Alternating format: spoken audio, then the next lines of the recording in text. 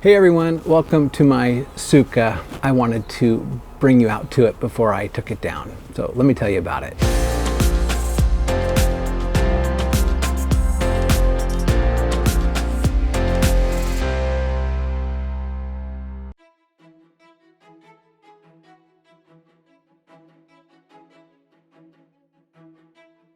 So this is my sukkah. It might be a little bit noisy out here. That's why I rarely film outside. I live right by a stoplight and it gets kind of noisy. Before I take it down, and I'm sorry I'm a little bit late here, but I'm trying to show everyone part of the reason why Yahweh wants us to observe His law, observe His appointed times or feast days.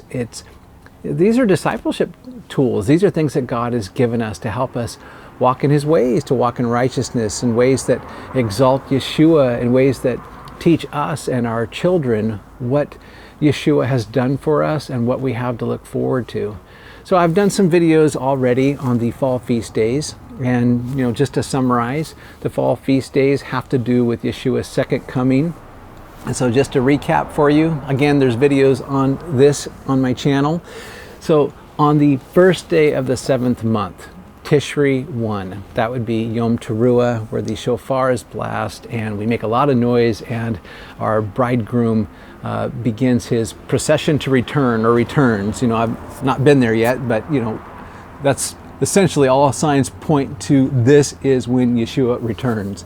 And then 10 days later, on the 10th of Tishri, or the 10th of the 7th month, that would be the Day of Atonements, where Yeshua, our high priest, presents us as spotless virgins before the Father.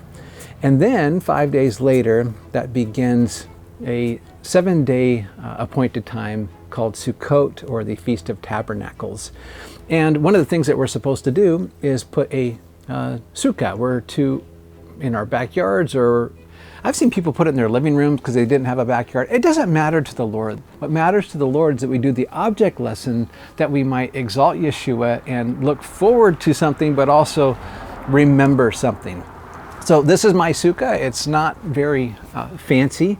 Amy and I will come out here and have like dinners together. Usually we'll do like a spaghetti or something, maybe a coffee or something. Amy just got done eating her pizza out here. But it's 7 days, and on the first day of Sukkot, you have a holy convocation. And we did that over at my friend Lisa and Barry's house, and that was enjoyable, and I'm not going to go through what we did there. But after the 7 days are over, then what you do is you have an 8th day celebration. Now the 8th day is different than Sukkot. If you look in Leviticus 23 and look at just the part that talks about Sukkot, or the Feast of Tabernacles, it's like two different holy appointed times. And so you have the 7 days, but then you have the 8th day. And the 8th day is real special. I'll tell you about it in just a moment. Now, during Sukkot, you have these temporary dwellings, and I think I have a picture or two of my boys sleeping out in the sukkah, but in our area it gets really kind of cold, so we don't like spend the night out here every night. But the idea here is that it is a temporary dwelling. Our time here on planet Earth is temporary. We are vulnerable. I mean, I have a house. I'm looking at it right now.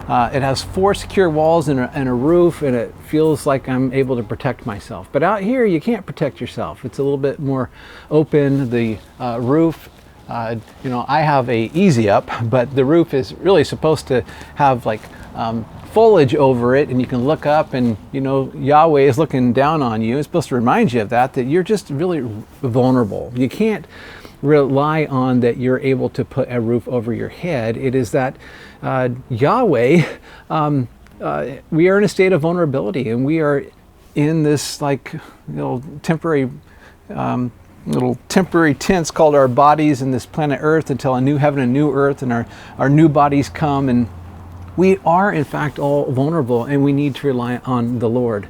And so this time is to remind us of the past, and that is after Yahweh pulled His people Israel out of Egypt, He gave them a new set of instructions at Sinai. Like, this is how you serve the living God. And then Jesus said, if you love me, you'll obey my commandments. I mean, this is how we express our love to God.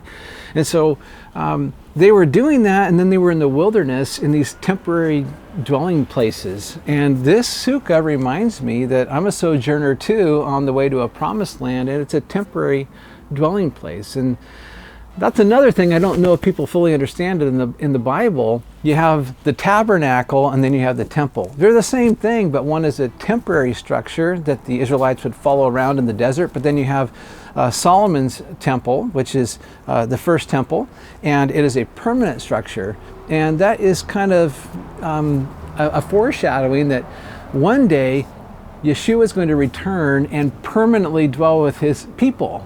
Now, Yeshua came the first time, and it even uses that language that the Word of God is made flesh and dwelt among us.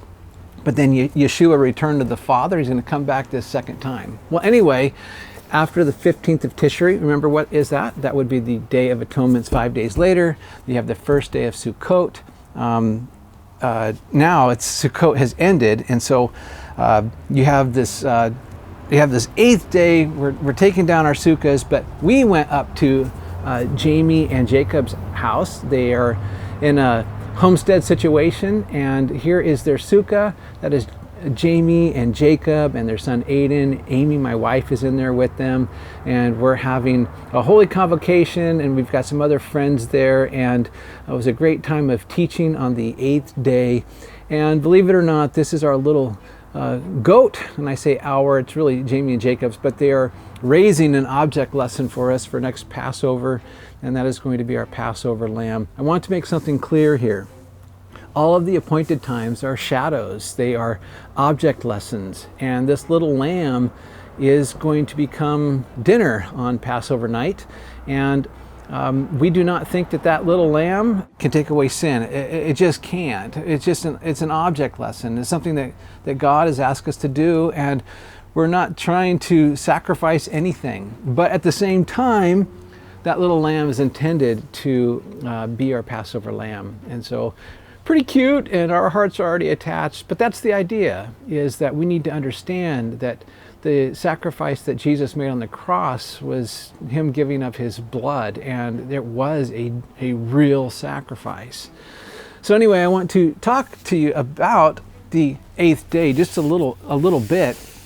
And so you can read about it. Leviticus 23 verse 39, it says, on exactly the 15th day of the 7th month, when you have gathered in the crops of the land. So the Feast of Tabernacles is also the Feast of Ingathering, where at Yeshua's return, he's going to gather in all the people who are his and begin to dwell with them. You shall celebrate the Feast of the Lord for 7 days. They're referring to the Feast of Tabernacles, with the rest on the first day and a rest on the 8th day. The 8th day is called in Hebrew Shemini Atzeret, and it is separate from the Feast of Tabernacles. The idea here is that Yeshua returns, and basically it's like 6,000 years, if you were to think of it that way. I mean, I'm only speculating on this, but you have 6 days, but then on the 7th day, or the 7,000th year, Yeshua returns, is in this millennial kingdom situation and reigns as king over all the earth. But after the end of that 7th day, there's going to be a new heaven, new earth, an 8th day, and all things are new. And it's pretty exciting. So there's a couple things that I think are important for you to know. And number one is you need to go on to like Bible Gateway and just enter into the little menu bar up at top and just put in 8th day. And if you do like a quick study on the 8th day, what you're going to find is that is like a day of separation, a day of purity, a day of some pretty interesting things. I'm going to tell you about them right now. The first one, Exodus 22:30, I just want you to notice that the animals basically belong with mom for the first 7 days, but on the 8th day, it's the Lord's. You shall do the same with your oxen, with your sheep. It shall be with its mother for 7 days, and on the 8th day you shall give it to me.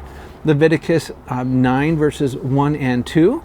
So after the temple is erected, Aaron and his 4 sons are anointed for the sacrifices.